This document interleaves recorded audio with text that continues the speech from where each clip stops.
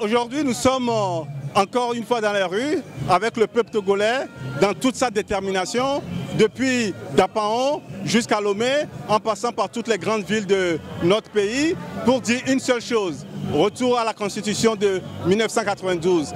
Et vous avez entendu, le peuple va même encore plus loin que les hommes politiques. Le peuple dit départ immédiat de M. Gnassingbé. Donc, ils n'ont plus qu'une seule chose, c'est d'écouter le peuple, c'est d'écouter l'opposition politique pour que le pays retrouve la sérénité et se mette sur la route du développement.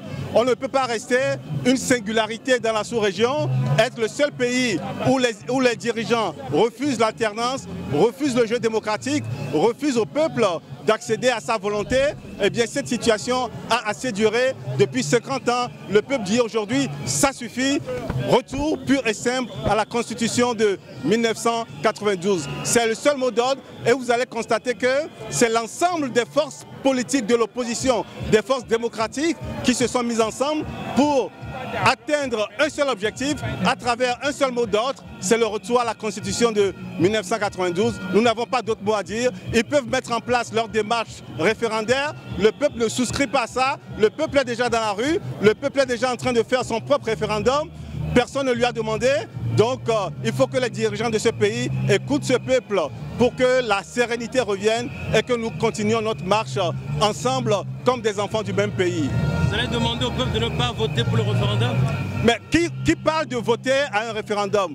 Nous ne concevons même pas qu'on puisse organiser un référendaum dans les conditions actuelles, avec la CENI que nous connaissons, avec le fichier électoral que nous connaissons, avec la Cour constitutionnelle que nous dénonçons depuis des années. Il est inimaginable qu'après une expression populaire aussi marquée, on continue à tuer des gens à Mango, on continue à blesser gravement des citoyens à Bafilo, et qu'on dise qu'on veut organiser un référendum, c'est inacceptable et c'est même inconcevable. Je pense qu'ils doivent prendre en compte la sortie des évêques qui ont demandé aussi le retour à la Constitution de 92, c'est-à-dire que toutes les institutions morales sont en phase avec le peuple togolais et les politiques sont aussi en phase avec le peuple togolais. C'est presque inédit au Togo et donc ce régime ne peut pas s'entêter pour aller dans le mur et conduire tout le Togo dans une situation de confrontation. Ce ne sera pas acceptable.